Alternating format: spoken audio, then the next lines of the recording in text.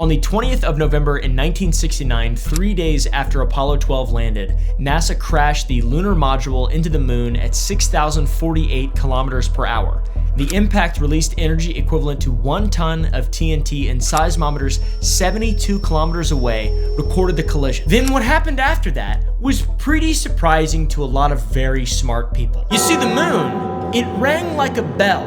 The moon, the rock in the sky. I might get exiled from Athens for saying that, but the moon rang like a bell because a piece of metal crashed into it. That seems really strange. And you know why it rang like a bell? Because the moon's hollow.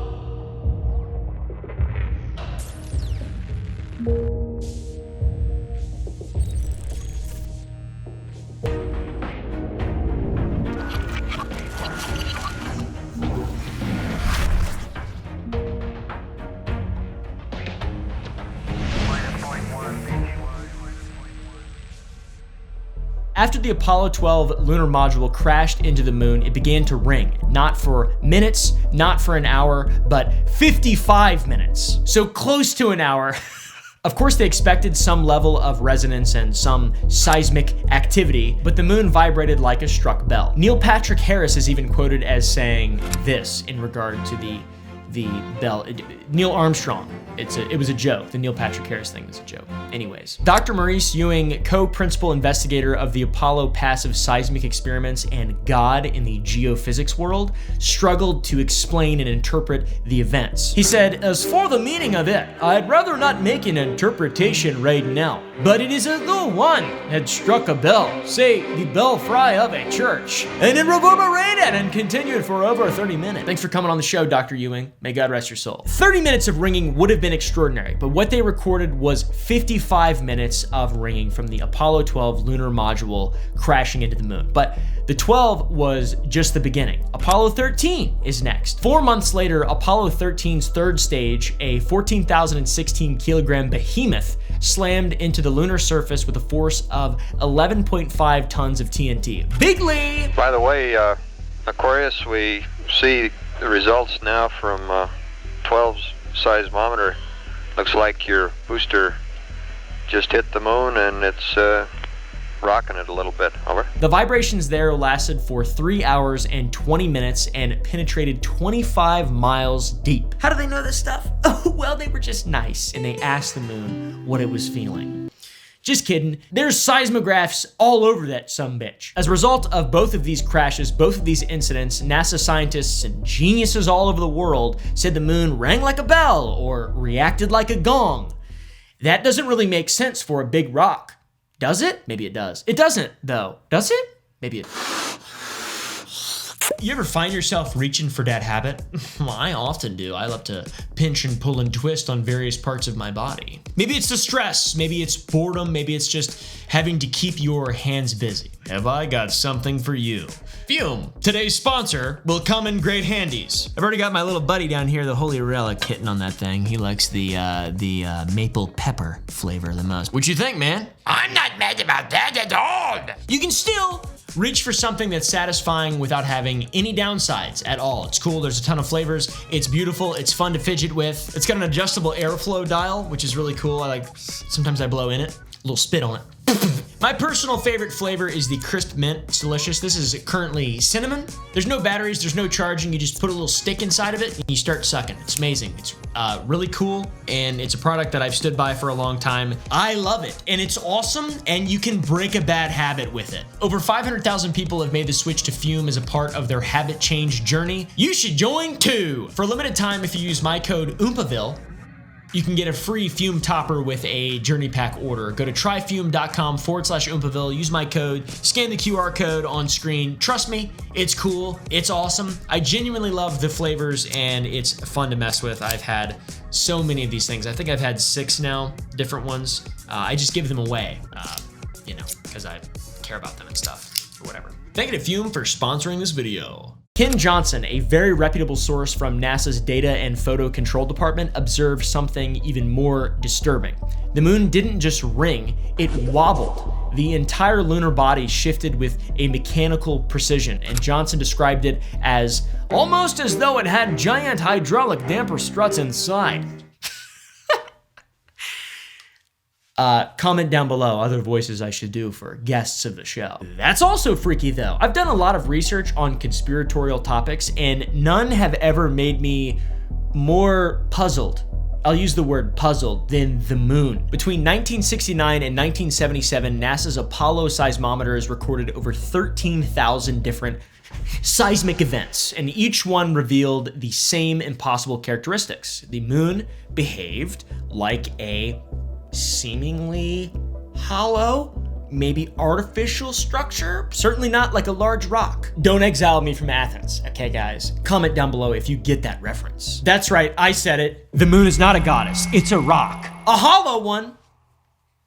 Press like.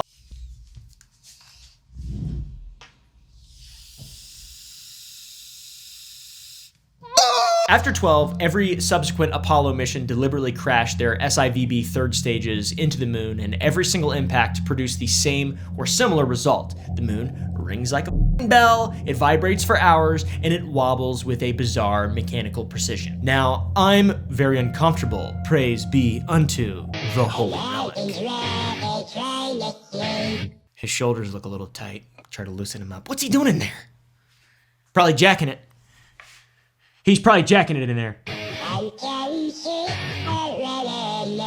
These weren't anomalies, these weren't measurement errors, they were consistent, repeatable phenomena. That's probably why we don't go back up on that moon anymore too, because it's scary. That's weird and scary, dude. So there's a question that emerged from NASA's own data. What if the moon is hollow and has aliens living in it?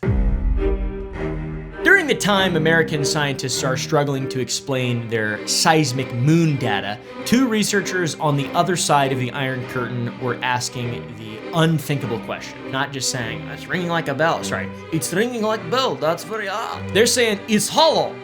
In July 1970, Sputnik magazine published a paper that would shake lunar science across the Iron Curtain. The authors Mikhail Vasin and Alexander Sherbakov from the Soviet Academy of Sciences titled their work, "Is the Moon the Creation of Alien Intelligence?" This is in the 70s. And I'm not saying that just because Soviets wrote something in a magazine makes it real, but it is odd that they let them publish that, because they banned a lot of things and they didn't exactly have freedom of speech, and it's kind of bizarre that that's like a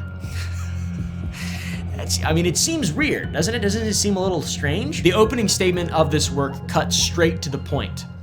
Although people long ago, although people, how do you do a Russian accent? Although people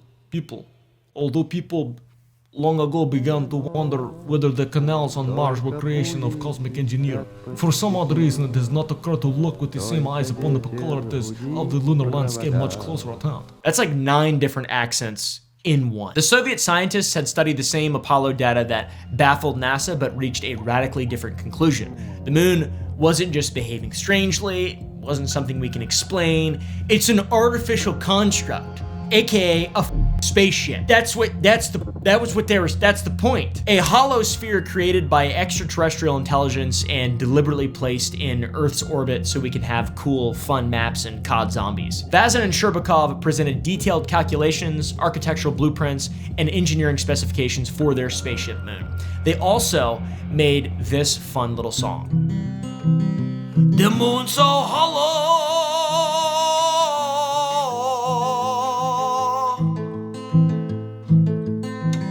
the moon's so hollow,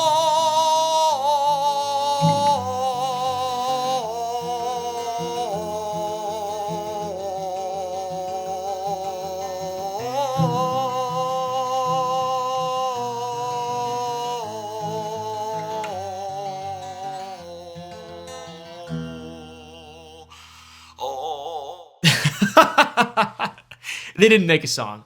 That wasn't by them. They didn't write that. That's I don't know who wrote that, actually. It's weird. The analysis of these two smart Soviet men began with the crater depth anomaly. Despite impacts from meteorites ranging from small rocks to objects over 60 miles in diameter, every single crater maintained the same approximate depth, that is 1.2 to 2 miles. The craters varied tremendously in width, some spanning hundreds of miles, but their depth remained bizarrely consistent. To me, that's freaky. These two men came up with an architectural explanation for the reason behind this. The moon, you see, possesses a protective hull exactly 2.5 to 3 miles thick. So no matter how large the impact, meteorites could only penetrate this outer skin before hitting something far more substantial beneath, preventing there from being much variation in the depth. But that anomaly is just the beginning. Beneath lay a secondary armor layer and an inner hull that's 20 miles thick, protecting the hollow interior. So you have a small thin layer on the tip, and then you got a big gigantic layer on the bottom, and then you have a hollow center where people live. So the Soviets weren't describing a natural satellite, they were describing an alien spacecraft. Hollow moon. So we have the Soviet theory, which you could say is academic speculation, or you could just buy it wholesale. But what about NASA whistleblowers? How do you feel about that? This chapter is fairly interesting because we're going to talk about some incidents involving the moon. Not just from NASA this time, but some interesting stuff from throughout history. Some activity, I guess you could say, in regard to our buddy in the sky. If the moon were truly the dead, lifeless rock that losers want us to believe, scientists, it should remain perfectly static. There should be no changes, no lights, no activity, just an ancient cratered sphere that reflects sunlight and looks like cheeses. But for over 450 years, we have astronomers, amateur stargazers, and even NASA's own astronauts that have documented something unsettling and disturbing. The moon is alive with unexplained phenomena. These are not isolated incidents, they're a systematic pattern of activity that has been documented in official government reports, peer-reviewed scientific papers again, and NASA technical publications. This isn't just data and the moon ringing like a bell, this is people seeing weird, unexplained shit. In July of 1968, just months before Apollo 11, NASA published a technical report R277, the chronological catalog of reported lunar events. This document represented the most comprehensive official acknowledgement that the moon exhibits unexplained activity. The report covered 427 years of observations from 1540 to 1967 and documented 579 separate instances of anomalous lunar phenomena. This isn't just folklore, there is some, but this includes observations by the world's most respected astronomers using the finest telescopes available. Later, expanded catalogs would document over 2,254 individual events, which creates a database of lunar activity that defies explanation, especially if the moon were truly a dead planetary, celestial, beautiful little sexy body up there. NASA classified these phenomena into 5 distinct categories. 1, gaseous mists and obscurations. 2, reddish colorations. 3, green, blue, or violet colorations. 4, brightenings. 5, darkenings. Makes sense. Thank you, NASA. Each category suggests active processes occurring on or within the lunar surface.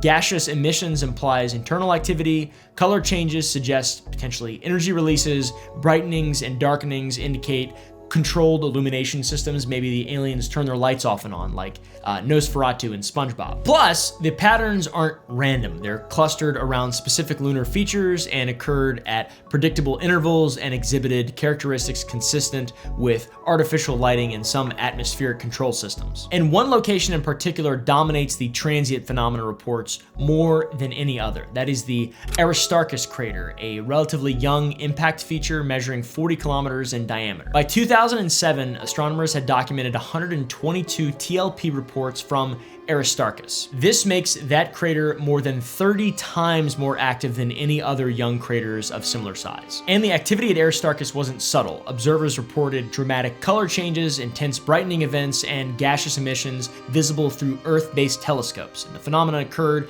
with such regularity that experienced lunar observers knew to monitor Aristarchus during periods of enhanced activity. Aristarchus' most significant moment came during Apollo 11, which was humanity's first lunar landing mission. On July 19, 1969, as Apollo 11 approached the moon, Neil Armstrong made an observation that NASA would record in official mission transcripts but never fully explained. While orbiting the lunar surface, Armstrong reported unusual illumination in the Aristarchus region. Armstrong noted, "Area considerably more illuminated than surrounding area."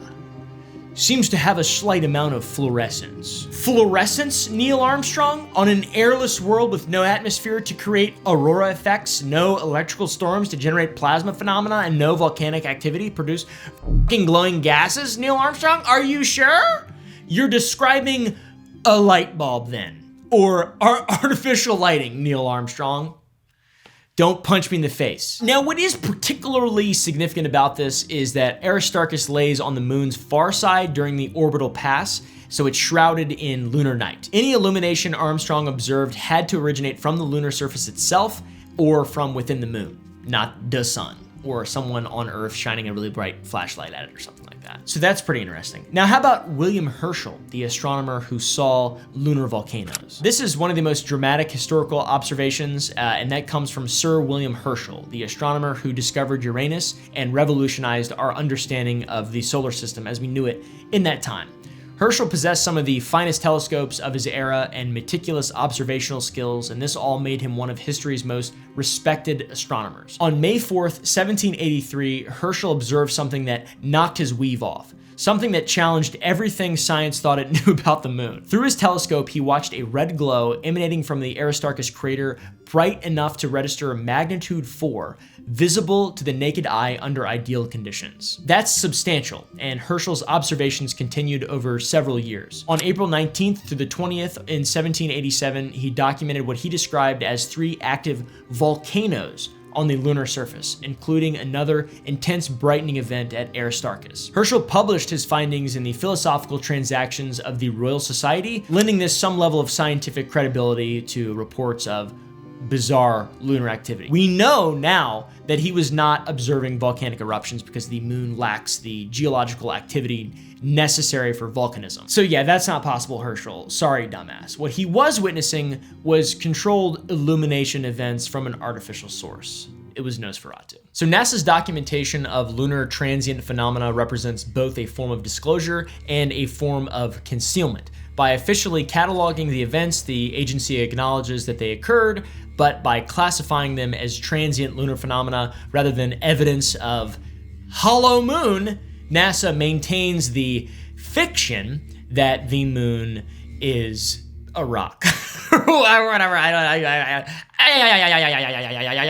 This being just months before Apollo 11 suggests NASA was preparing the public for astronaut observations of lunar activity, and by establishing an official framework for unexplained phenomena, the agency gets to acknowledge astronaut reports without having to actually admit their true significance, which is what the government has done with the UAP stuff, in all honesty. Just pointing things out here. So yeah, basically the moon has been watching us, and at certain points in history, it wanted us to know. By turning the lights on and off like Nosferatu and SpongeBob!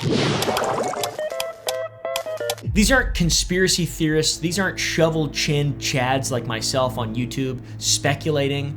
These are NASA employees, military technicians, and contractors with security clearances who claim to have seen evidence that NASA or other government agencies were covering up lunar discoveries. First comes Don Wilson, the popularizer. In 1975, Don Wilson, an author, published Our Mysterious Spaceship Moon, which was the first comprehensive English language exploration of the hollow moon theory. And Wilson didn't just rehash the Soviet work, he claimed sources inside NASA confirmed his theories, which, you know, I could also say that, but Wilson's most explosive allegations involve secret communications during Apollo missions. According to his sources, astronauts regularly encountered unexplained phenomena but were instructed to use coded language. And in his 1979 follow-up, Secrets of Our Spaceship Moon, Wilson published what he claimed was actual dialogue between Neil Armstrong and Mission Control, and it reads as follows. Armstrong says to Mission Control, "What the hell was that? Those babies are huge, enormous. I'm telling you, there are other spacecraft out there, lined up on the far side of the crater edge. They're on the moon watching us. I'm Neil Armstrong."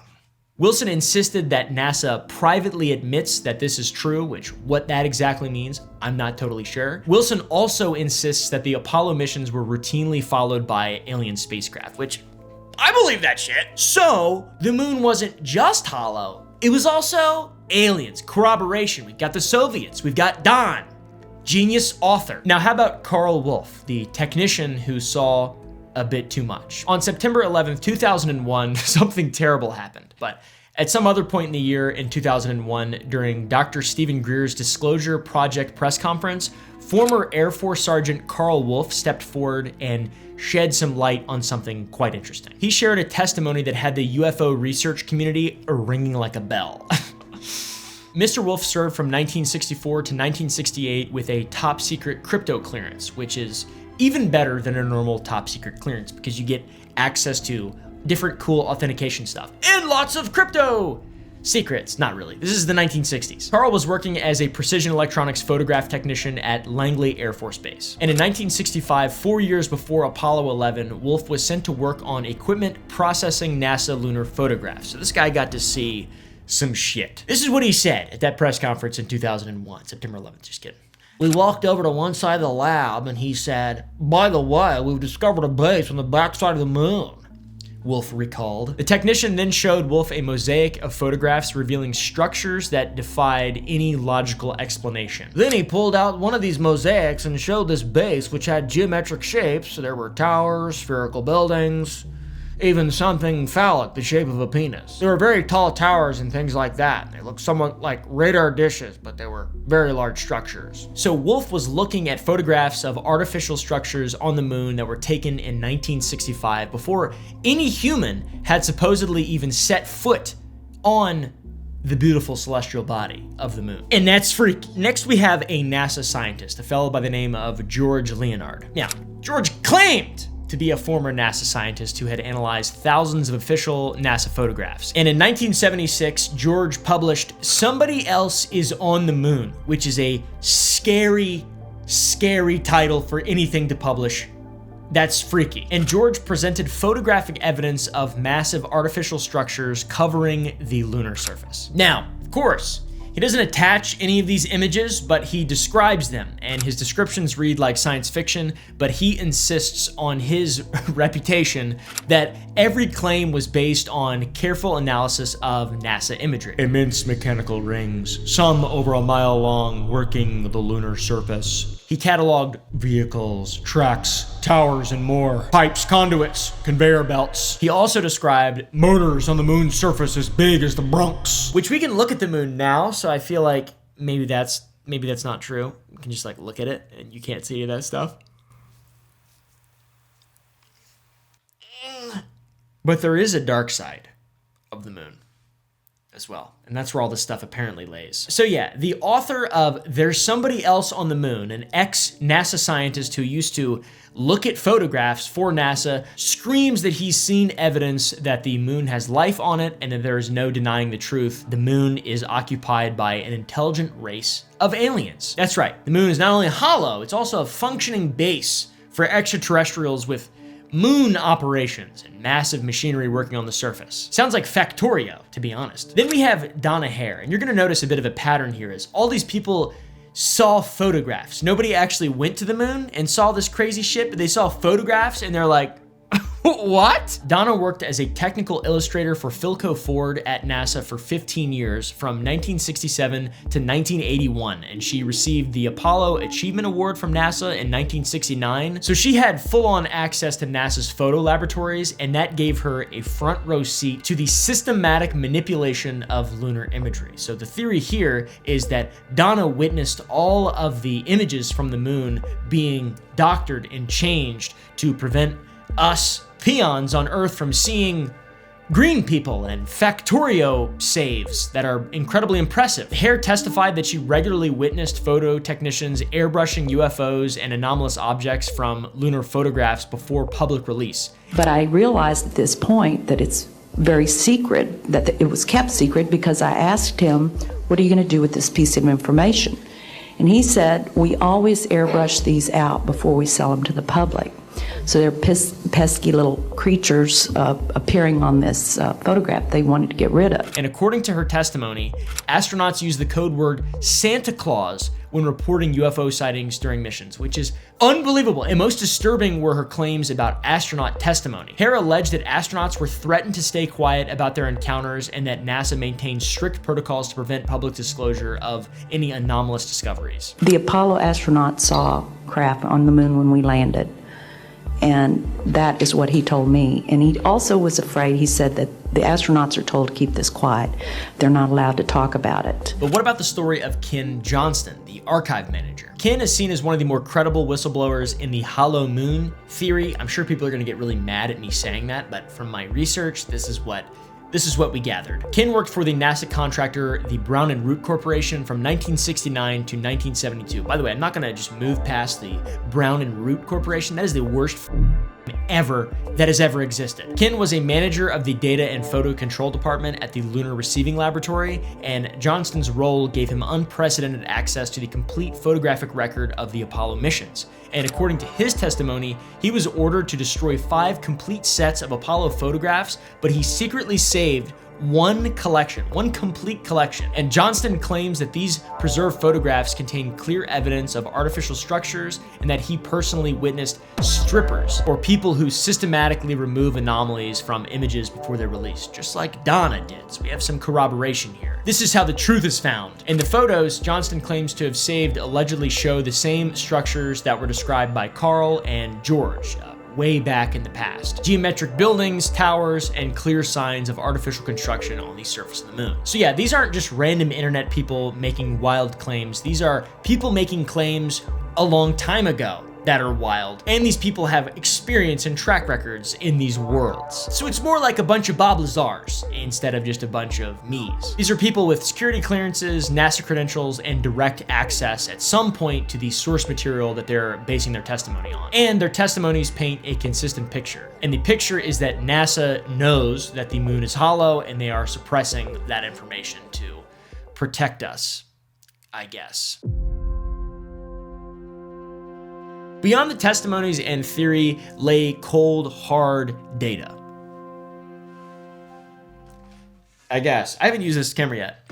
Beyond the testimonies and theories lay cold, hard data. You guys didn't expect me to have a camera like this, did you? That I'm whipping out all the way in chapter 4. Well, I do. For our cold, hard data, we have measurements taken by NASA's own instruments, calculations performed by respected scientists, and numbers that don't add up unless the moon is fundamentally different from every other planetary body in our solar system, which is possible because it's hollow.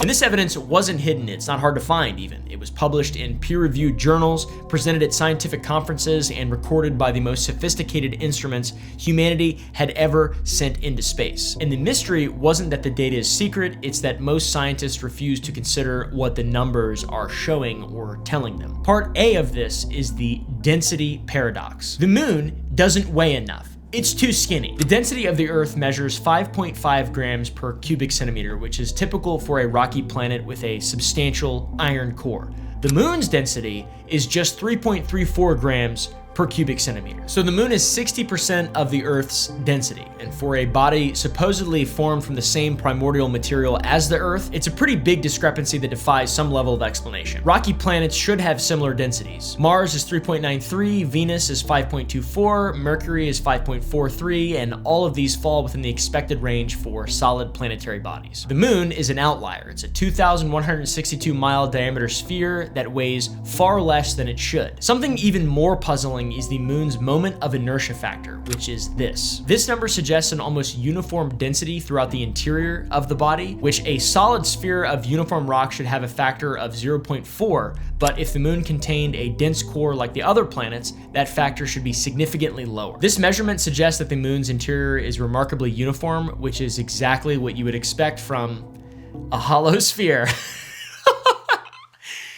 Its walls are consistently thick. Dr. Gordon MacDonald, a NASA geophysicist, published a statement in 1962 saying, "If the astronomical data are reduced, it is found that the data require that the interior of the moon be less dense than the outer parts. Indeed, it would seem that the moon is more like a hollow sphere than like a homogeneous sphere."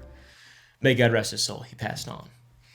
So that guy said it. He isn't a fringe theorist. He's a respected NASA scientist analyzing official data, the data that they had available at the time. So Dr. MacDonald, a well-respected guy. Unlike maybe some of the whistleblower people, this guy's legit. He's a real geophysicist. And he was analyzing official data and coming to a conclusion. The conclusion is that the moon's interior was less dense than the exterior shell, which is pretty unusual. It's like the opposite of a Ferrero Rocher. It's like one of those eggs Those like eggs you get on Easter where it's real soft in the middle and the exterior is hard and shit. Bro, is not like a Ferrero Rocher with a hard, nutty core. In 1968, NASA's Jet Propulsion Laboratory made a discovery that was fairly interesting. They discovered that the moon contained massive gravitational anomalies called mascons, which is mass concentrations that create gravitational fields up to 200 milligauss stronger than expected. So this sounds like crazy, insane shit, but it's pretty sciencey and it does make sense. Get this. These mascons were so powerful that they could pull a plumb bob 1/3 of a degree off a vertical. Can you imagine finding an area where you got a little piece of metal on the end of a string and it's like, zit? Huh? Because of a massive concentration of shit? That's so confusing to me. More significantly, these mascons made low lunar orbit completely unstable. So spacecraft attempting to maintain a circular orbit around the moon would crash within months as the mascons gradually pulled them off of course. These mascons clustered beneath the moon's largest impact basins, the Mare Imbrium, the Mare Serenitatis, and the Mare Crisium. But also, the gravitational signatures of these mascons made no sense for natural geological features. They're too massive, too precisely located, and too geometrically perfect. Traditional planetary science suggests that these basins should show gravitational deficits. For example, there should be less mass where giant impacts had excavated material, but instead they show the opposite. Concentrated masses as if dense material had been deliberately placed beneath each impact site, aka the hollow moon. So the mascons, pretty sketchy, pretty odd. What is that? Could be pillars holding up the hollow shell. I'm not exactly sure. So anyways, let's circle back a bit on the crater depth conspiracy that was first introduced, that we first introduced from our Soviet friends. Every large lunar crater tells the same bizarre and seemingly impossible story, regardless of the size of the impact that's created these, regardless of the speed or angle of the meteorite. Every major crater maintains virtually identical depths. The Tycho crater is 85 kilometers in diameter, only 4,800 meters deep. The Copernicus crater, 93 kilometers in diameter, and 3,800 meters deep. On Earth, crater depth varies dramatically with impact size. For example, a meteor capable of creating an 85-kilometer crater would excavate far deeper than one creating a 10-kilometer crater. The moon's craters are bizarre. Every impact was hitting at the same barrier at the same depth, between 1.2 and 2 miles below the surface, exactly the depth predicted by Vassin and Sherbakov's Hall thickness calculations, which is kind of odd. It's almost as if every meteorite is striking an armored shell rather than a solid rocky body, like my solid rocky body. Go to Power Boys, sign up. I've been working out a lot with my friends. Check that out. Guns. Welcome to the gun show. So, you've got that. Now for one more circle back. The Apollo Seismic Network, the network of seismometers that were set up to measure vibrations back in the 60s and 70s, this network revealed properties that defy conventional planetary science. For example, the moon's Q factor, which is a measure of how efficiently it transmits seismic energy, measures approximately 3,600. Now this number probably means nothing at all to you, but this indicates extremely low energy attenuation, meaning vibrations could propagate for extraordinary distances without losing strength. No solid planetary body that we know of exhibits such properties. Earth's Q factor rarely exceeds 600. Mars, Venus, and other rocky planets show similar damping characteristics as the Earth. And for your information, high Q factors are associated with hollow or highly structured materials, bells, drums, engineered resonance chambers, you name it, things that are made by aliens. So that's kind of odd. Deep moonquakes originating from 600 to 1,000 kilometers below the surface provide another anomaly. These occurred deeper than any earthquake on Earth and exhibited characteristics suggesting that they originated at boundaries between different materials. And the depth and regularity suggest that they were occurring at the interface between an outer shell and an inner cavity, aka somewhere in the hollow moon. And mysteriously, moonquakes showed remarkable periodicity, clustering around the times when Earth's gravitational pull was strongest. And this suggests that the moon's interior is responding to tidal stress in ways consistent with a hollow structure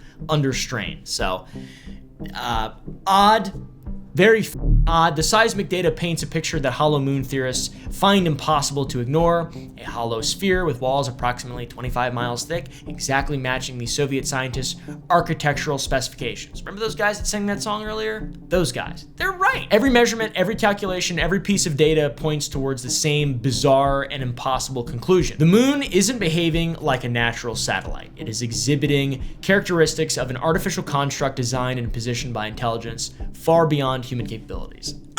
And the best part is, the evidence isn't hidden in a government vault. Some of it probably is, but it's published in NASA technical reports and analyzed by university researchers and confirmed by independent space agencies around the world. The scientific community has the data, and they simply refuse to believe that the moon is hollow. But they do acknowledge that it is strange, that the moon is really a weird thing. I hope you guys see what I'm doing with this video, by the way. I'm not a crazy person. I'm going to debunk all of this at the end.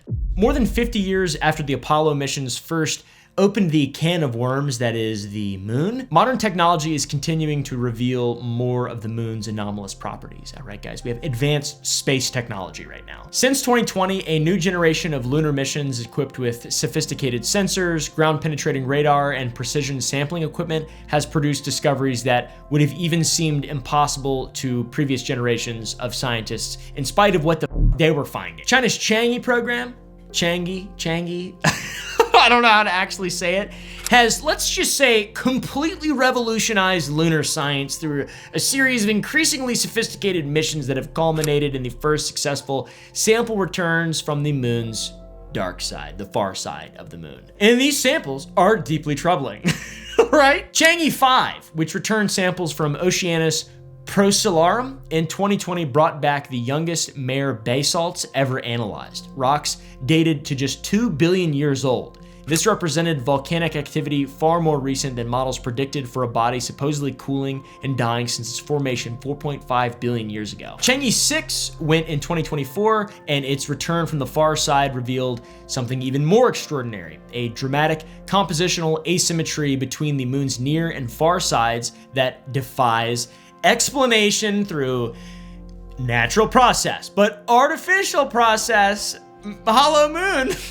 There were water content measurements that were striking. Near-side examples contained approximately 200 micrograms of water per gram of rock, which is surprisingly high for, once again, a bone-dry body that formed in the inner solar system, but far-side samples contain only 1 to 1.5 micrograms per gram, which is more than 100 times less water than the near side. And this asymmetry makes no sense for a naturally formed body, and if the moon had formed from Earth debris following a giant impact, both sides should exhibit similar water content. Biologic and rationale and science? Has the artificial inhabitants of the moon been conserving water on the near side? I don't know. Let's ask Chang'e 7. Japan's Selene mission, also known as Kaguya, provided crucial data about the moon's internal structure that has challenged general assumptions in the way that planets are formed. In 2014, Dr. Yuji Harada's team discovered what they described as an extremely soft layer deep inside of the moon. And according to their analysis, the interior of the moon has not cooled and hardened and is still being warmed by the effect of the Earth. That's what they said. That's crazy. A solid rocky body the moon size should have completely cooled billions of years ago. Okay, guys? The discovery of soft, warm material deep within the lunar interior suggests it is very comfortable and nice and cozy inside. And it also suggests there's active processes maintaining elevated temperatures, exactly what you'd find from an artificial facility with ongoing energy systems. So yeah, you heard this right. According to the Japanese, the moon's interior is fundamentally different from other planetary bodies. It's not a cold, dead rock. It's a soft, comfy, warm facility brimming with alien life. In 2024, scientists confirmed the existence of a massive cave system 150 meters beneath Mare Tranquillitatis, measuring approximately 80 meters long and 45 meters wide. Ground-penetrating radar had detected the cavity, and subsequent analysis confirmed it represented only a small section of a much larger underground network of moon caves. Mainstream science interpreted these as lava tubes, which are natural tunnels formed by ancient volcanic activity, but People like myself see something far more significant: access points to the moon's hollow interior. Then take 2022. Director Roland Emmerich releases Moonfall, a $138 to $146 million blockbuster depicting the moon as an artificial Dyson sphere built by an ancient alien intelligence. Clever Hollywood fiction or soft disclosure? You tell me. Before we get into the debunking, I would like to say that there are some coincidences about the moon that do make it seem strange, unnerving, if you will, coincidental. It's there's a miracle. The Big Bang's a miracle, right? There's a lot of things that just don't make any sense that we cannot wrap our minds around, and it's weird when it's like a little ball up there in the sky up there. It's like we don't really understand all that. Are you kidding me? I look at that 1 second, I totally understand it. Then I start thinking about it, and I'm like, wait. The tides? You mean the water would be everywhere if the moon wasn't here? Well, that's scary. Maybe I don't understand it. Let's talk about the human eye for a second and how it relates to the moon being created artificially. Science people have acknowledged for decades that the human eye wasn't designed for our current atmosphere. The prevalence of myopia, astigmatism, and other modern vision problems suggest our visual system evolved under different atmospheric conditions. And research shows that the human's eye's spectral sensitivity is optimized for wavelengths around 550 nanometers, aka the green lightsaber from the prequels. Studies also indicate that human vision would be better suited in an atmosphere with different composition and density. The higher rates of vision problems in modern populations, affecting between 30 and 40% of people in developed countries, point to a fundamental mismatch between our eyes and our environment. What I'm saying is that before the moon showed up, the Earth was bigly different, and the atmosphere made our eyes happy. And we lived in that atmosphere for such a long time that our eyes evolved for that atmosphere. This nonsense I'm saying becomes more significant when we examine ancient accounts from civilizations worldwide that describe dramatically different atmospheric conditions before the arrival of the moon. It's a bug in here, dude. Come on. Many ancient civilizations preserve remarkably similar accounts of atmospheric transformation that coincides with the moon's appearance in the Earth's sky. The Epic of Gilgamesh is amongst those. I love the Epic of Gilgamesh and other flood stories, but let's get into it. These aren't just isolated folklore incidents. These are incidents that represent consistent testimony across continents and cultures and periods of time.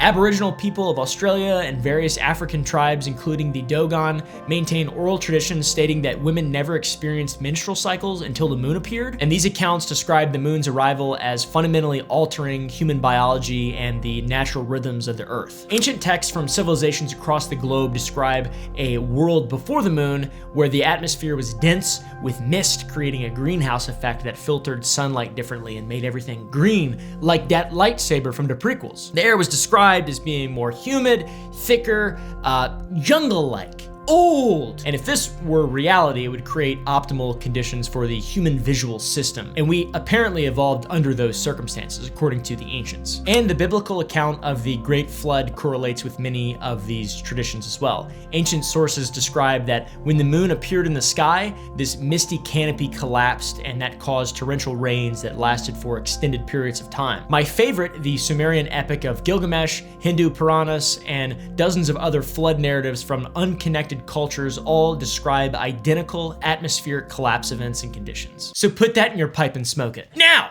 how about tidal lock? Ever heard of that? You've probably been to the beach and you've seen the tides go in and go out, and you're probably like, Mommy, why does the tide go in and go out? And then your mom's like, why do you sound like Jerry Seinfeld, you ugly weirdo? And then your just ego's hurt for years. But the moon presents the same face to Earth with absolute consistency. That's why people talk about the dark side of the moon. This phenomenon is called tidal locking, and it occurs when a satellite's rotational period exactly matches its orbital period. And for the moon, both measure precisely 27.3 days. Convenient for hiding things. The moon's tidal lock is mathematically perfect. There's no wobble, no drift, no decay. It maintains this position with the mechanical precision of a, you guessed it, engineered system rather than the gradual approximation of natural gravitational forces. Okay. Now, for an artificial spacecraft, perfect tidal lock would be essential. It would keep sensitive equipment, entry ports, and observation posts on the far side permanently hidden from Earth-based detection while maintaining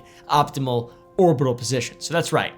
Title lock in regard to the hollow moon theory has nothing to do with the beach. I just wanted to tell you guys a fun story. This next thing is puzzling and very interesting. Puzzling genuinely in a sense of like, I'm trying to be rational and understand this, and it doesn't make a lot of sense. Not in the sense of trying to explain to you guys the hollow moon theory and give it as much credence as I possibly can before utterly debunking it massively at the end of this video. The most bizarre mathematical coincidence involved with the moon is the relationship between the moon, the earth, and the sun. During total solar eclipses, the moon appears to be exactly the same size as the sun when viewed from the surface of the earth, which is where we live. The sun measures 1.39 million kilometers in diameter, and our beautiful, sexy moon measures 3,474 kilometers. So the sun is approximately 400 times larger than the moon. So it should appear 400 times larger than the moon in the Earth's sky, right? The sun also sits approximately 400 times further from the Earth than the moon.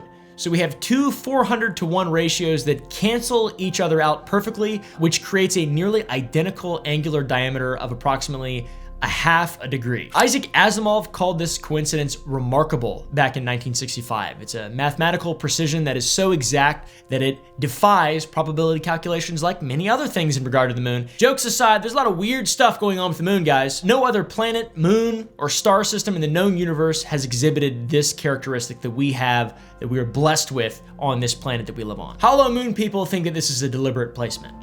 The moon's been precisely positioned there at the correct distance to, Our solar system contains 293 confirmed moons. Astronomers have discovered over 5,000 exoplanets, many with their own satellite systems, and in this vast catalog of celestial mechanics, not one moon exhibits the Earth-Moon proportional relationship. That's right, the moon measures 27% of Earth's diameter, and the next largest moon-to-planet ratio in our solar system is Charon-Pluto at 12%. Or less than half our moon's proportion. So most moons measure less than 5% of their planet's diameter. And across thousands of exoplanets and their satellites, none approach our moon's massive size relative to its primary. The Earth-Moon system is literally unique to the known universe, which is pretty shocking and pretty remarkable and fundamentally a head scratcher. And this impossibly large moon just happens to be positioned at exactly the right distance to create the perfect solar eclipse. Also a level of precision that astronomers acknowledge has no parallel anywhere else in the cosmos, the known cosmos. So bizarre. Now on to the debunking. So as excited as you might be by the hollow moon theory, turns out mainstream science offers fairly reasonable explanations for every single anomaly and every coincidence and every piece of evidence that seems to point towards artificial construction of the hollow moon. It really comes down to what are you willing to believe and how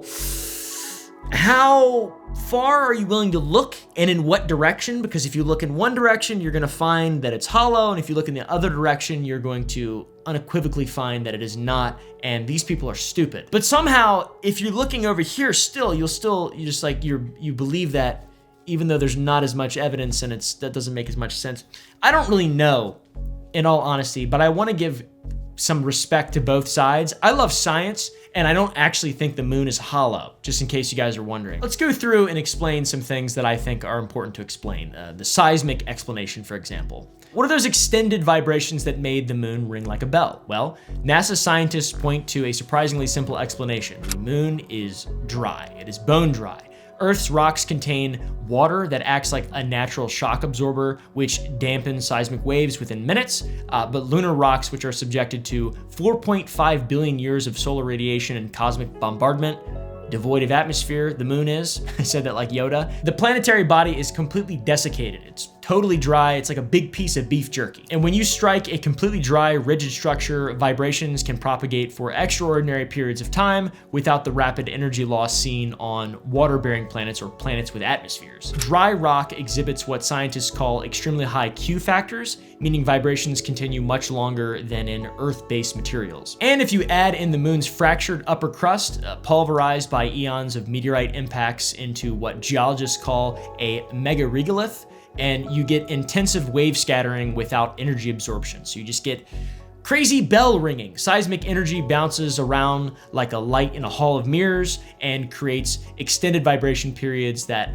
so mystified Neil Patrick Harris and the other Apollo astronauts. And also, modern seismic analysis reveals something pretty bad for the hollow moon theorists. Both compressional and shear waves propagate throughout the lunar interior, and that is measurable. We have the data that backs that, and this is impossible in a hollow space. The wave patterns map a solid, differentiated structure with distinct layers, exactly what you'd expect from a natural planetary body. But maybe it's a little dry, and it rings a little too long, and that's what seems like the end of the story, in all honesty. Now, as for the formation of the moon and the density, the moon's low density and unusual characteristics make a bit more sense when you understand how the moon formed. Around 4.5 billion years ago, a Mars-sized object scientists called Theia slammed into the early Earth with unimaginable force and violence. Kind of like when I sit down too hard and I crush my ball and it goes, and it's, you know what I'm talking about? Does that ever happen to you guys? You know when you sit down too hard and you crush your ball and it goes like Theia, and the way that it slammed into the Earth with unimaginable violence 4.5 billion years ago? This collision primarily ejected material from Earth's silicate mantle and crust, which is less dense rock, while both iron cores merged into the Earth's core. The resulting moop, aka the moon, inherited Earth's lighter materials but not its heavier iron core, and this explains the 60% density ratio without requiring hollow spaces. The moon's moment of inertia factor, this funny little number, matches predictions for a solid body with uniform density, and a hollow sphere would produce a factor of 0.67, so very different. Recent computer models show this giant impact could have formed the moon within hours and not years, which is mind-boggling and unbelievable, and isotopic analysis reveals subtle but measurable differences between Earth and moon rocks, supporting a violent and logical origin story that explains what we're talking about. So what about the eclipse coincidence, the tidal lock precision, and the geometric crater patterns, guys? Well, comment down below what you think happened, and I'll let you comment down below. Scientists have acknowledged that these are remarkable coincidences, but they are coincidences nonetheless, according to them. The moon's tidal lock occurs naturally through gravitational forces over geological time. Most large moons do exhibit this characteristic, and the eclipse ratio is temporary. The moon gradually recedes from Earth, meaning total solar eclipses will become impossible in about 500 million years. So, you know, while we're alive, while humans exist, it's perfect, but as soon as humans are gone in 500 million years, which I'm betting on that, praise be, the eclipse won't happen anymore, so. Luckily, it was around while we were here. And the crater depth consistency results from fairly well understood impact physics now. Maybe not so much in the late 60s and early 70s, but on a low gravity world like the Moomp, large impacts naturally produce similar depth to diameter ratios due to gravitational collapse during crater formation. And the same patterns appear on Mercury, Mars, and Anus, and other cratered bodies throughout the solar system. So yeah, it makes sense. It's really not that big of a deal. Depending on whether or not you believe technology exists, this could be the most damaging to the hollow moon theory. Modern technology has thoroughly mapped the interior of the moon. NASA's Grail mission created gravitational maps accurate to within microns, revealing mass distributions consistent with natural planetary formation. There's no large hollow spaces that exist on the moon. If you believe that that's real, if you believe in that, there's no the only images of the moon are composites and stuff. The Earth is flat, my penis is round, and it curves to the left. Oh! We also have high-res images from the Lunar Reconnaissance Orbiter that shows Apollo landing sites in stunning, beautiful detail, equipment, astronaut tracks, and even individual footprints that have been preserved in airless, atmosphere-free conditions with no rodents running around causing rodent erosion. And these same images reveal no evidence of, obviously they could airbrush it out or whatever, but yeah. And also Chinese, Indian, Japanese, and European missions have all, and I think I think they launched a monkey into space. I don't think they went to the moon yet, but they've all independently studied the moon using different instruments and techniques and with different cultures and governments, and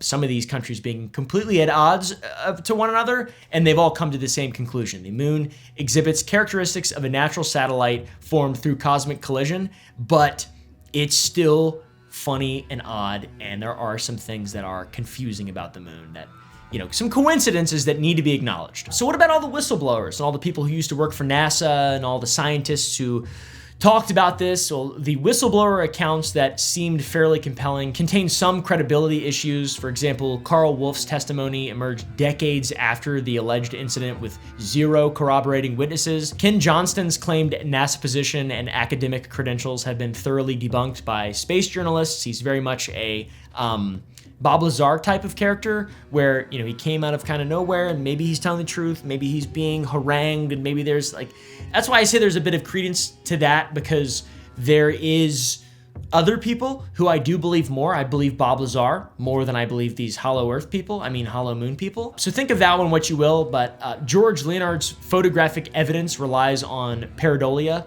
which is just seeing patterns and random shapes and shadows, which is hilarious, or at least that's what it seems like to me. And by the way, no other Apollo personnel have corroborated claims of alien encounters or systematic cover-ups.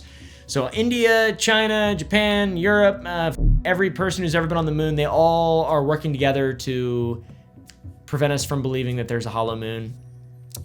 Seems like, I don't really know. So the moon could be hollow, and it could have been made by aliens, and they park it here, and they communicate with us, and they turn their blinkers on, and Nosferatu's up there flicking the switch. Or the moon could have formed in cosmic violence, sculpted by billions of years of impacts, and is now an incredibly important part of our daily lives that keeps water in the right place. And both things are really crazy, to be honest. Both things are wild and unbelievable, but one of them is probably true. So yeah, after 55 years of accumulating evidence, denying the moon's artificial nature requires greater faith than accepting it, in my opinion. The anomalies aren't going away, science people. Each new mission uncovers additional evidence supporting artificial construction while providing no data that definitively proves natural formation, aside from all the data we just talked about. To be honest, the moon rings like a bell because it's hollow. The craters maintain consistent depths because there's armor underneath. The rocks age backward because the moon was constructed, not accreted. All right. The photos are censored because they show artificial structures. The proportions are impossible because the moon was deliberately sized by some guy. The orbit is perfect because the moon was positioned and not captured. 55 years ago, NASA crashed a spaceship into the moon and it rang like a bell for nearly an hour. And that was humanity's first hint that our closest celestial neighbor might not be what it seemed. Every piece of evidence point towards it. I'm on it. We all about that hollow moon theory. The moon is odd, but not really though, to be honest. It is odd, but it's not odd in that way. It's odd in a totally different, more spiritual, beautiful way. Anyways, thank you all for watching. If you enjoyed, press the like button down below. A lot got cut out of this, so go to the Gump Club to watch the full uncensored, big, long, epic vision version of the video. Go to the Gump Club also to support the channel. If you want to see more longer videos like this, I wrote this. Took me 4 fucking days straight of research, and then 6 days of just writing, and I just can't, I don't know, I'm so bad at being a YouTuber, dude. I just want to the rafters are calling my name. Anyways, go to sour.gg to buy some candy. We've got new flavors in stock, 4 flavors a month. Go on there, go to sour.gg. Thank y'all so much, and I'll see you in the next video. Also, leave some ideas on what you want to see me cover next. Thank you to Fume for sponsoring this video.